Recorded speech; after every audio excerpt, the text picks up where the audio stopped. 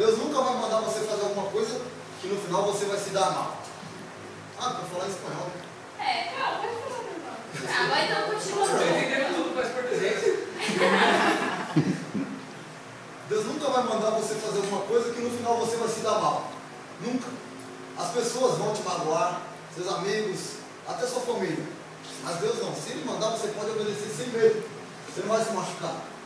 Tá bom? Então esse truque aqui mostra quando você confia em Deus de verdade. Quando você confia em Deus de verdade.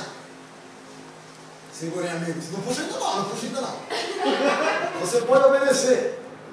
Sem medo de ser feliz. Ele não vai te machucar. E se Ele mandar, pode obedecer que vai dar certo. Tá bom? Então eu vou contar até 3. E aí vocês puxam. Vai puxar, sem medo. Tá bom?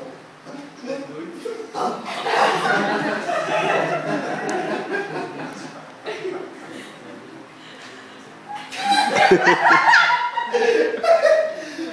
Se você confia em Deus, você pode obedecer, tá bom?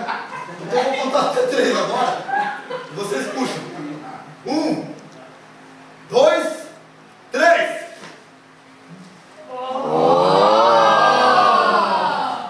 Sem medo de ser feliz.